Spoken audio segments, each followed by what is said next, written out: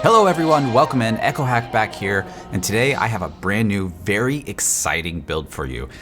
This one's a crazy build, and probably Necromancer's very first S-tier build. What's really amazing about this S-tier build is that it's both a great leveling build, and it's an even better endgame build. There are folks who are running variants in this build right now who have already cleared Nightmare Dungeon 80 in softcore, and I've been running it in hardcore for the past couple of days. Now, what's really important about this is that it's very gear dependent, and getting your gear correct and getting it all right, getting all the right pieces in place is really important. So if you kind of mess up even just like a few of the aspects, if you mess up some of the gearing and the way you lean the build into certain stats, then it's very easy for the build to fall off very quickly as you get into World Tier 3 or World Tier 4, depending on where you are with your gear. So let's go into the game. I want to show you what I have for my gear now, and then I want to get into some of the gameplay analysis that you're seeing right now.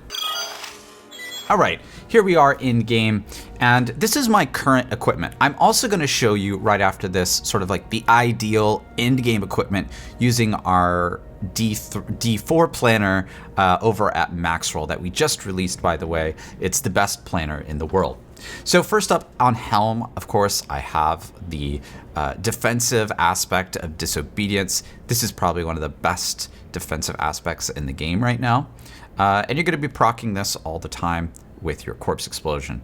I'm using Blood Artisans right now on my chest, but really the endgame build doesn't do this. I'm only really doing this because this is great for leveling. As you can see, this is level requirement 50, and I also have a really good one that rolled 5 Blood Orbs. And I'm using also Embalmer right now. Embalmer spawns Blood Orbs. So essentially I'm using a variant of this build that allows me to sustain really high Fortify and really good Blood Orb production. But the actual long-term variant of this actually uses Golem Shield, and we'll take a look at that in a minute. But I just wanted to show you that there are actually a couple ways that you can bend this build into something that's slightly different that still works, but maybe in a different scenario. So the absolute hard requirement is Howl from Below. Now, before you get Howl from Below, the build really doesn't work too well, and you have to kind of group enemies up. I call it making a sandwich because it feels like you have to make a sandwich with corpse tendrils down here. You have to run around, group enemies up, get a corpse, pull them together, and then pop a whole bunch of corpse explosions so that they die. It works, but it's kind of slow, and that's really just the theme of everything Necromancer, isn't it? Well, not this build. Howl from Below, once you get Howl from Below, it has a couple of very key things on it. The very first important thing is that it has lucky hit chance. Now you can see this Howl from Below, this is a very low tier Howl from Below because it rolled low lucky hit chance. Low lucky hit chance is going to be really important for this build, and when I talk about mechanics, you're going to understand why. There's a couple of really deep mechanics about this build that are important to understand that has kind of taken us a while to really get a hold on in the community. So, okay, I don't want to log out accidentally. My character's going to sleep here. So we have Howl from Below. One thing about Howl from Below that's bad, actually a perfect Howl from Below is not all max stats. So you want maximum lucky hit chance, you want maximum corpse attack speed, you want maximum stun, and you actually want minimum fear. In theory, fearing your enemies is actually going to pull them out of your damaged area, so the lower the fear, the better. This is also, to my knowledge, one of the only places in the game where players can actually fear enemies, and there are a couple of bugs related to how fear works with things like nightmare portals, just like kind of like running away from you, and other weird stuff that happens, weird interactions. Okay, so for on legs, typically this is where we would put the golem aspect, where we get barrier from when I say golem aspect, the Bone Storm aspect, where we get barrier from using Bone Storm. And you're going to see that almost everything in this build goes infinite. That's why I'm calling this build sort of like Infinite Shadow or Infinite Blood Mist, Corpse Explosion. There's a lot of names that this is going by. But just simply infinite resources for many things are nearly possible with this. So having plus Corpse Explosion ranks on the legs is really, really good. Plus ranks to Blood Mist isn't necessarily as great later on.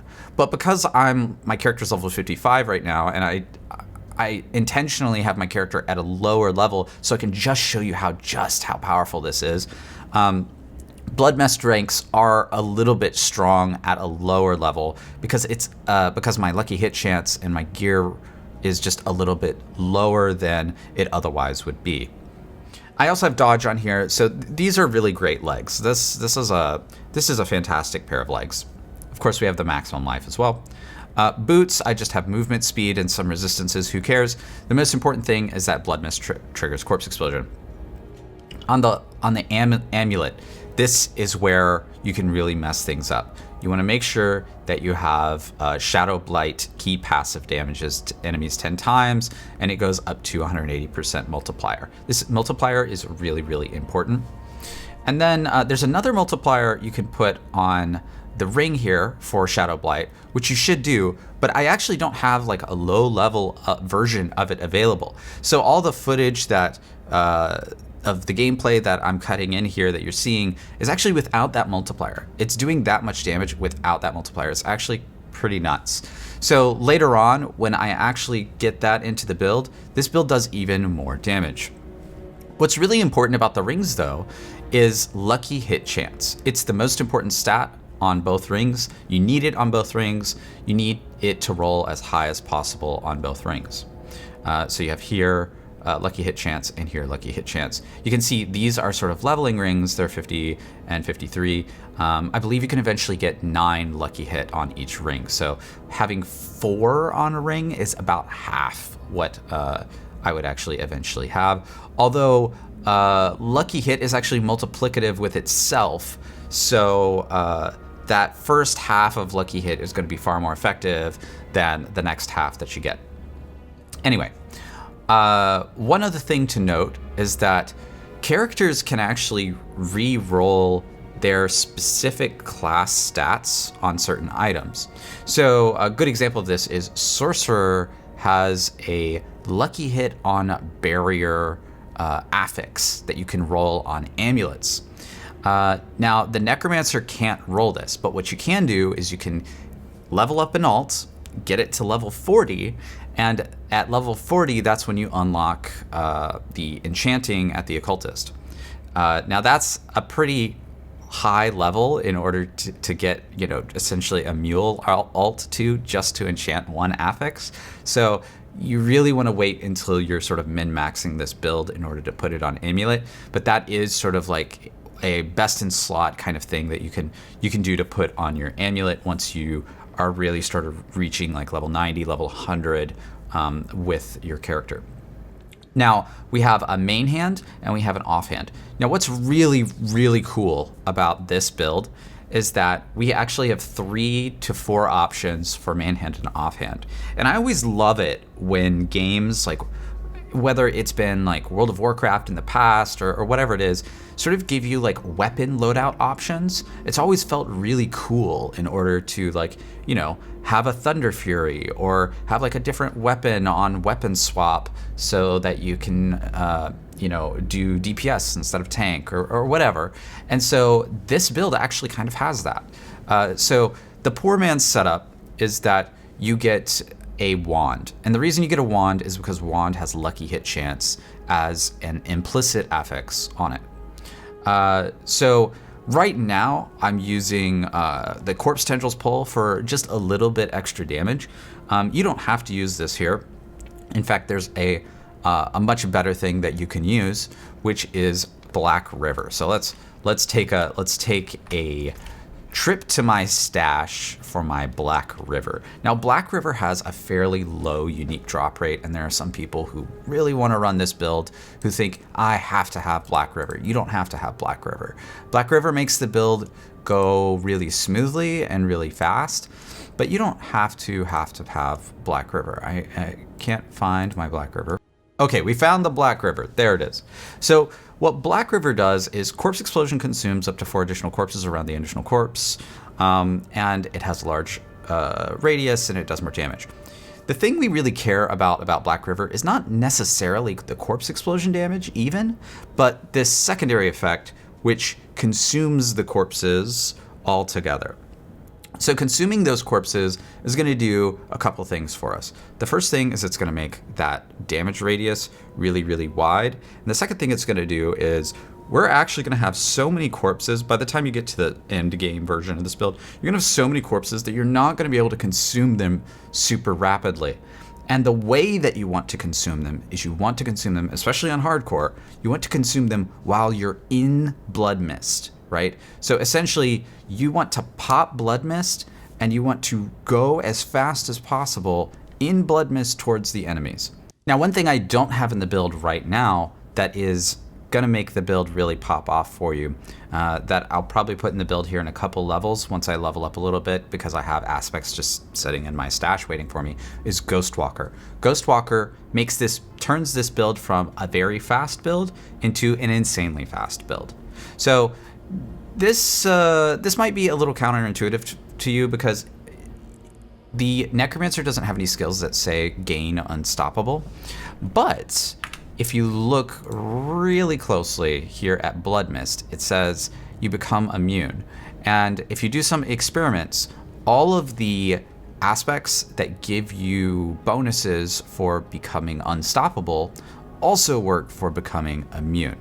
So Ghostwalker here is just really, really incredible for that. You're going to get 25% movement speed and 4 seconds after you pop your Blood Mist.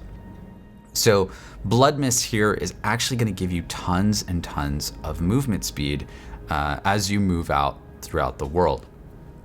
All right, now we have one more thing that's going to give us even more movement speed, and that's our offhand here, which is giving us the Blood-Soaked aspect. Now the Blood-Soaked aspect allows Blood Mist to leave a trail, and your movement speed is no longer reduced while Blood Mist is active. That's essentially a 20% movement speed gain because now you're not slowed down by Blood Mist. But the other thing that this is doing is really, really important, is that it's helping us trigger Shadowblight. Now we get to our very first deep mechanic lesson about this build. And this is really, really difficult to understand, so I need to kind of use an analogy. So Shadowblight is a really cool and maybe the best ultimate in the game.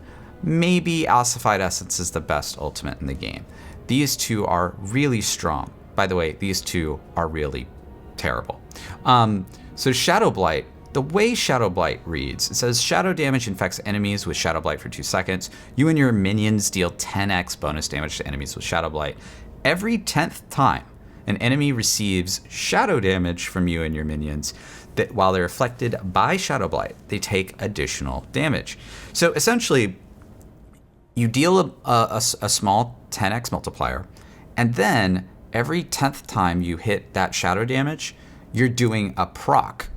That proc is basically where all of our damage comes from. So if you remember earlier where I was saying that, Black River isn't really the main source of our damage, this is why. Shadowblight is actually the main source of our damage. And what's cool is that even though a lot of the damage that's all over the ground is shadow damage over time, and that's useful for a lot of gearing reasons, this is actually regular shadow damage, and it can crit because it's not shadow damage over time. So you can actually put crit on your rings with Lucky Hit, and it will benefit Shadowblight, and it will crit, and it will do tons and tons and tons of damage. But getting Shadowblight to proc on a single enemy is tough. So this is where the cup analogy comes in. So I have my Rise and Shine cup here. Don't have the Goku cup today, but essentially, we need to have 10 different sources of shadow inflicting damage on one enemy.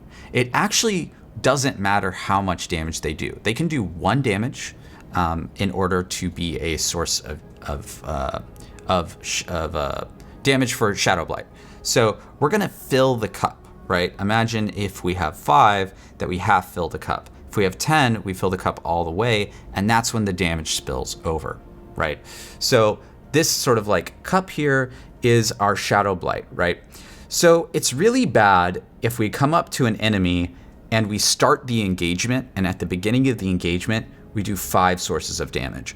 If we do 5 sources of damage, we don't trigger Shadowblight, and we don't do enough damage in order to kill the enemy and consume and create a corpse and create our damage and make the build really smooth. So what we want to do is we want to apply 10 sources of shadow damage as fast as possible.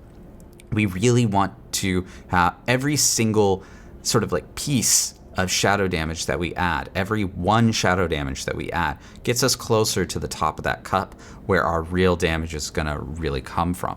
So when we look at the gear and we look at the aspects, this is what I was talking about earlier. It's really easy to mess this up, right? It's really easy to leave out blood soaked, and you're missing out on that 1 extra fill of the cup of Shadowblight. It really, really is super easy to miss out on, say, like I said, this is hard requirement, Howl from Below. Howl from Below is not only doing more corpse explosion damage, and you might think that Howl from Below's corpse explosion damage is the important part of it, but it's not. The important part of it is that it creates this homing ghost skeleton that stacks all of the shadow damage together in one area. And by stacking it all together in one area, you're going to see, on that 3rd or 4th corpse that hits an enemy, it's going to start proccing that Shadowblight, and things are just going to start melting, right? It's really easy to mess up not having this multiplier, because this multiplier makes all of our damage, all of it, go 180%, up to 180%. I mean, right now I'm using sort of a cheap one because I'm leveling. Once I get sort of to my GG tier 4 gear, I'll get a 180% one on a great amulet that I have waiting for me. It's really easy to miss out on these shadow damage opportunities.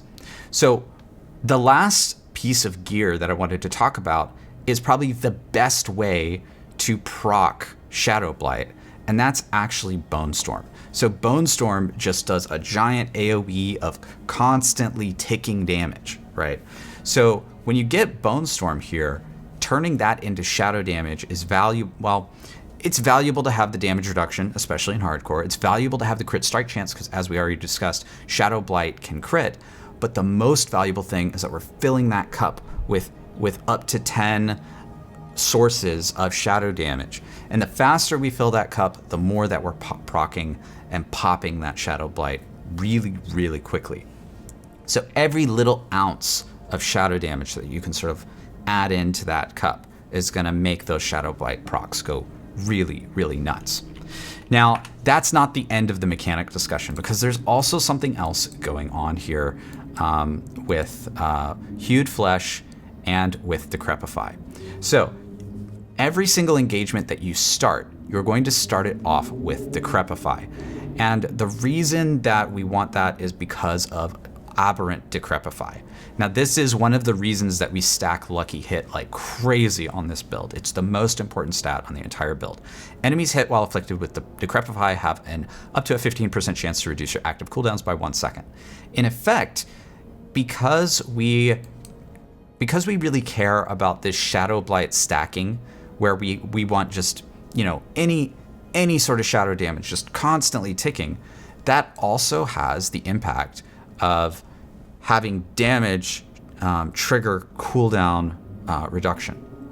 And when you trigger cooldown reduction in this way, then your Bone Storm is going to be off cooldown nearly constantly, especially as you get more and more Lucky Hit. And your Blood Mist is going to be off cooldown nearly constantly, especially as you get more and more lucky hit. Those two things being off cooldown all the time lets you do more Shadowblight procs because you have Bone Storm up all the time. By the way, Bone Storm, again, like I said, in the endgame build, is also giving you constant, nearly infinite sources of barrier. And Blood Mist is making you literally invincible. So if you can be literally invincible all the time, then that's pretty good. Now, just a little word of warning about Blood Mist. It's not infallible. There are some things that you can do to mess up Blood Mist. For example, the status effect where enemies throw the little like smoke grenade on you, that smoke grenade will actually prevent you from going into Blood Mist. So you actually have to dodge out of that first and then Blood Mist. The other thing to know about Blood Mist is that there is a small, I want to say like quarter of a second animation before the Blood Mist starts. And when the Blood Mist ends, you can actually immediately take damage the frame that the Blood Mist ends.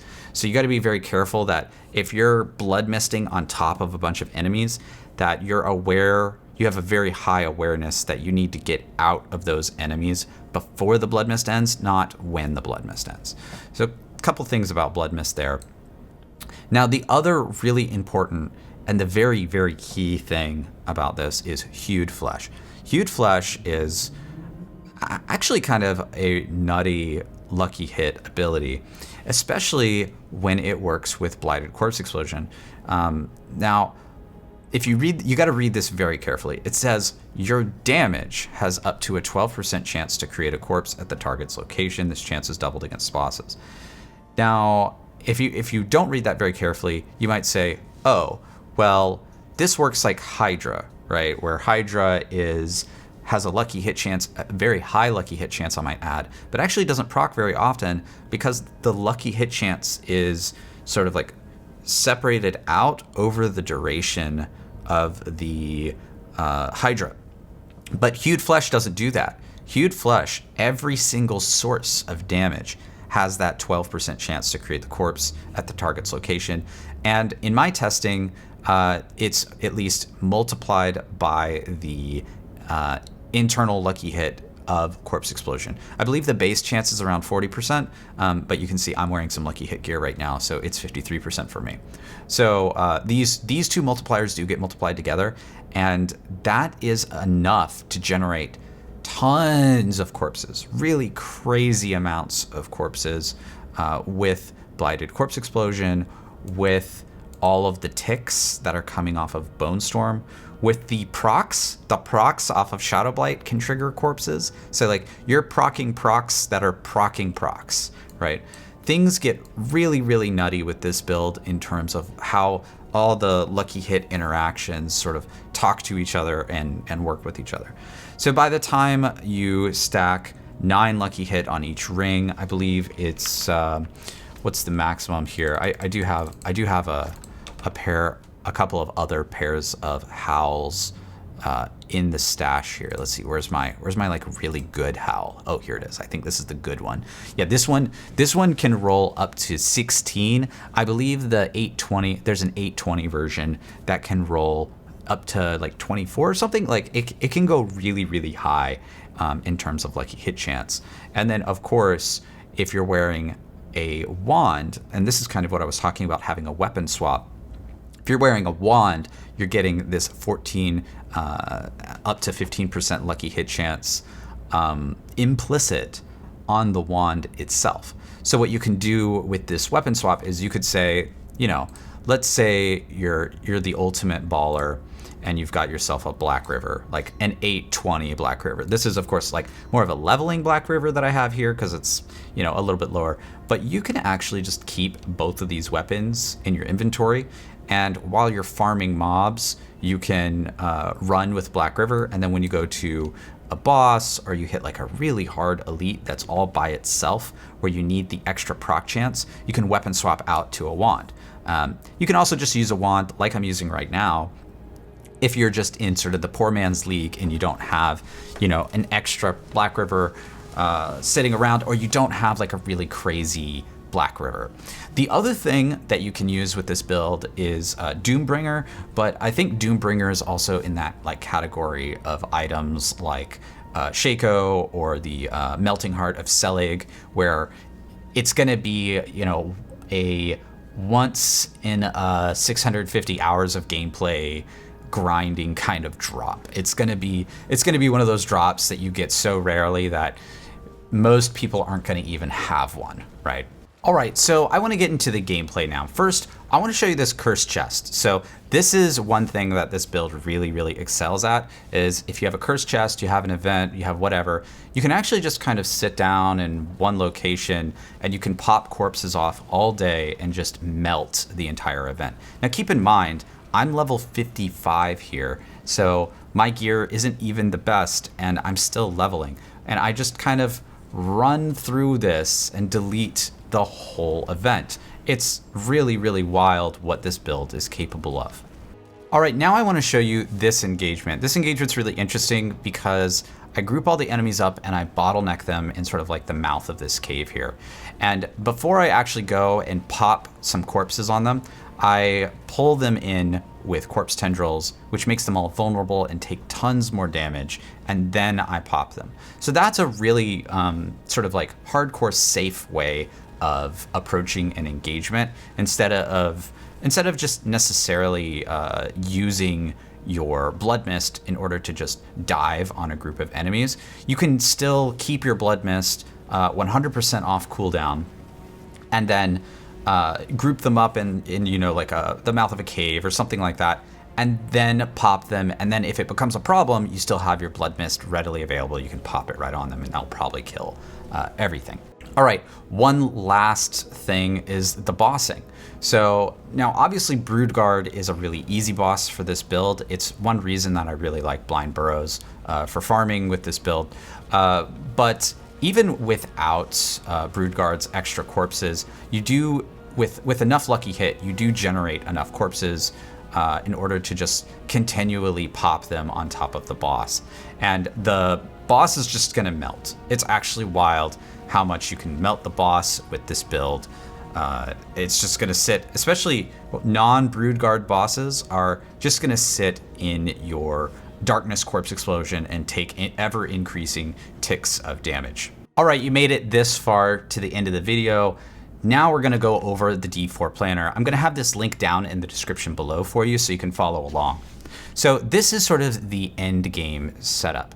And first of all, I want to go over sort of the weapon swap. Like I mentioned earlier, there are 3 different weapons that work really well with this build. We may even discover more later on.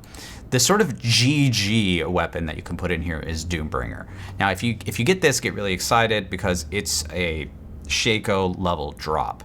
It has Lucky Hit, which of course we're stacking tons of Lucky Hit. And you'll notice something about this Lucky Hit. It actually adds an additional shadow proc to us. So if you understand the sort of like cup analogy, this is adding one more to that cup, and it's gonna make your Shadowblight proc even more. Additionally, it's gonna give us survivability because it gives us 20% damage reduction on all of those enemies. So this is just a wild item. Absolutely crazy. It also heals us as well. It gives us core skill damage. We don't really care about that, but look, maximum life.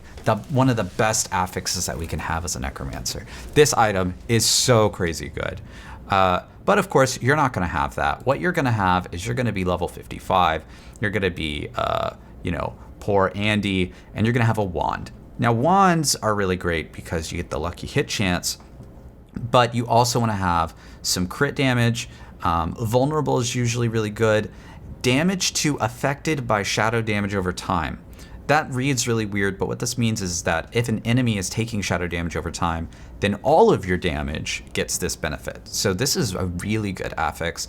And then damage to close enemies, you'll notice that this has a wider range than this because you have to be close. But we're going to be close to enemies quite a lot with this build. We put the blood mist aspect here, but you can also swap it over to the offhand. And I'm going to talk about the offhand swap here. Now, I haven't talked about the offhand swap here, but what you can do on hardcore is you can actually wear a shield. And when you wear a shield, instead of going for the Blood Mist Trail here, you drop the Blood Mist Trail, you're dropping some of your damage, you're dropping some of your Shadowblight procs in favor of incredible survivability. First of all, you get block chance, you get blocked damage reduction, and you're gonna put the defensive aspect of the Embalmer on here. Now the defensive aspect of the Embalmer, sure, you're getting these blood orbs and they're healing you up, but that's not why you want the blood orbs. The reason you want the blood orbs is over here in the Paragon tree, is the Blood Drinker node. Blood Drinker is probably the best glyph that we have as Necromancer that gives us very consistent fortify. Now, we do take Necrotic Carapace in this build, and that gives us a little bit of fortify, especially when we blood mist up, but it's very slow and inconsistent. So making our fortify just really pop with those blood orbs and embalmer is really, really strong. Now, of course, we need to trigger Corpse Explosion. Having a max one here is actually not very expensive. I think I have 5 or 6 max ones just sitting in my stash, and I've even salvaged max ones before just because I have so many of them. You'll get a max one pretty easily. You want to make sure you have cooldown reduction and maximum life. Those two are really important. We're putting Disobedience on the chest. You can actually put this on the legs and swap the Bone Storm up here, or you can put the Blood Mist on the chest or whatever. The actual order here doesn't matter. You can even like throw it on the shield. Like you can kind of move things around, and it's not terribly important where things go. So if you, for example, have an item that's a GG item and it's sort of naturally rolled a max roll of like Bone Storm, instead of like, you know, putting something else on that and then putting another one somewhere else, you might be able to swap things around to be friendly to sort of your setup. We're taking damage reduction from close to enemies, total armor, damage reduction, and damage reduction from enemies that are affected by shadow damage over time. You'll notice one thing about this is that the range of damage reduction from enemies that are affected by shadow damage over time is really, really large. So this sort of modifier is really strong, and I think it's one of the reasons this build does so well in high Nightmare Dungeon tiers. All right, so we have on the legs we have the Bone Storm. This is really, really good. You can get this while leveling even, and it's not hard to get the 5 Bone Storm. We have damage reduction, Corpse Explosion for that extra damage, damage reduction from enemies that are affected by shadow damage over time, and total armor.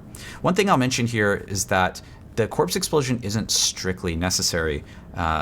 Damage in this build, it's going to happen, right? All your damage is coming from sort of that cup analogy that I was giving to you earlier. It's not necessarily coming from just ticks of Corpse Explosion. This is really just to deal with weaker enemies. So if you get a pair of pants that doesn't have ranks of Corpse Explosion but instead has another damage reduction modifier, that's probably Gucci, and you can go with that instead. All right, now to make things move very quickly, we're going to take Ghost Walker. And Ghost Walker is going to allow us to get 25% movement speed. We're going to get movement speed on the boots. We're going to get movement speed after killing an elite on the boots. And then dodge chance, and dodge chance is really good on boots. For the amulet, we're going to take 3 ranks to Fueled by Death. This is a really great way to multiply our damage. We're going to take damage reduction, again, from enemies that are affected by shadow damage over time, 3 to corpse skills, and movement speed. That way we can just really cap out our movement speed, go super, super duper fast almost all the time.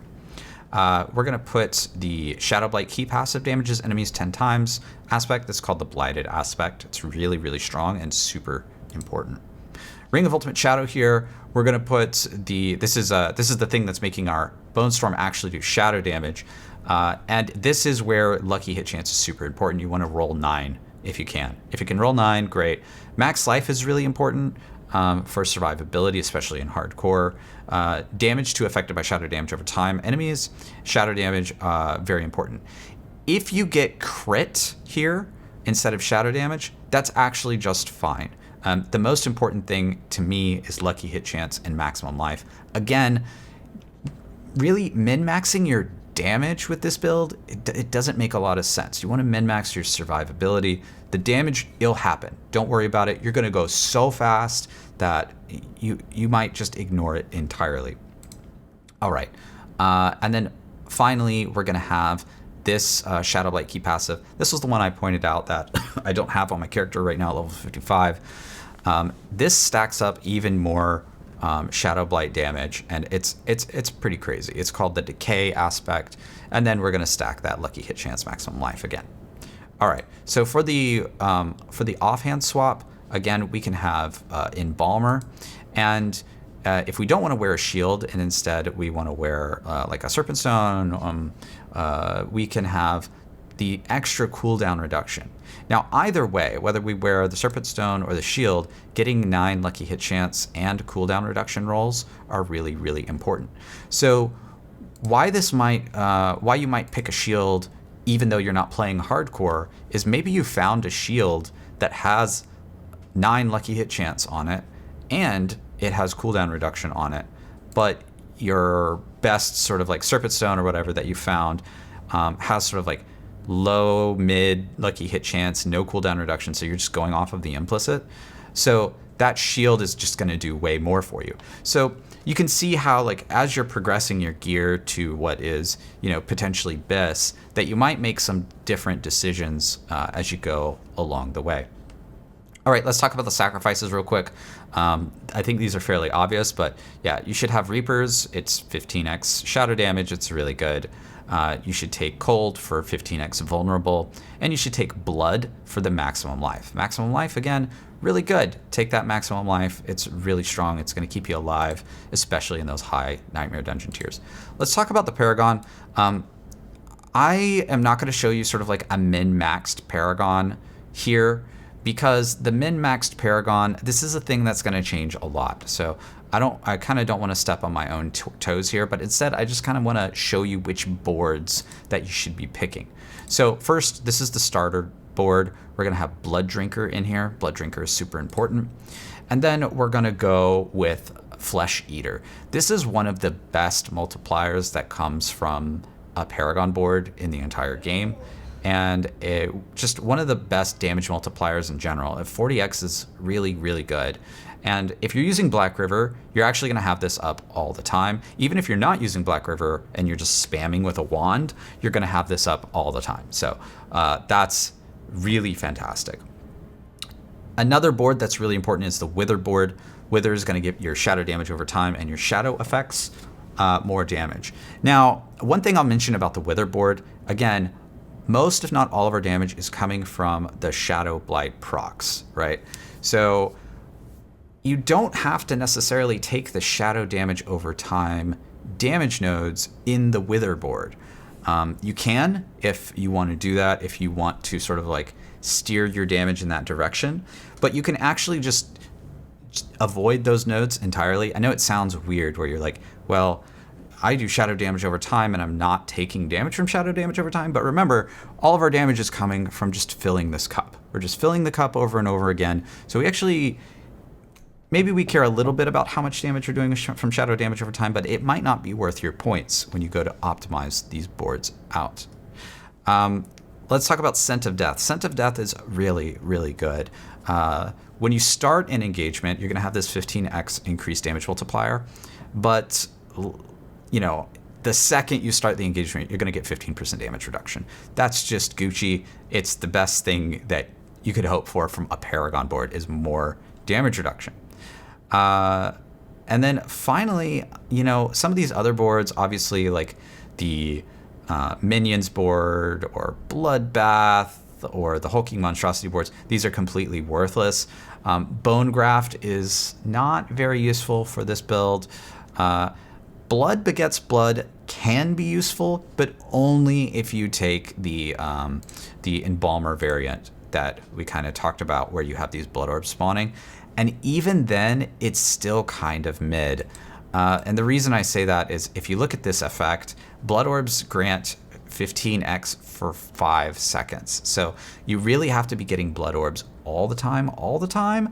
And 15x is just not the biggest multiplier that you could hope for. It's wild, like, right? Like, this is giving you 40x for something that, you know, this lasts 6 seconds, this lasts 5 seconds, and this multiplier is not nearly as big as this multiplier. But if for some reason you're like reaching a point in super endgame, maybe you're trying to clear, I don't know, like Nightmare tier 100 or something like that, and you really, really want more damage, you might want to look into this board. There might be a couple things that you can like snag in here that really augment your damage. All right, everyone, that's it for this one, and that's sort of the layout and the landscape of this build. I'm building this out right now on hardcore on my Twitch channel, and by the time this video goes live, I should be live over there. So check out twitch.tv/echohack and come watch this build grow in hardcore. One thing I will mention is that I think eventually over at MAXROLL we will have a very detailed guide on either this build or, you know, some morphology of it as we learn more about exactly what makes this build tick. So pay attention for that. We'll get back with you soon with one of our really great build guides over at MAXROLL. Anyway, thanks for watching, and I'll see you in the next one. Peace.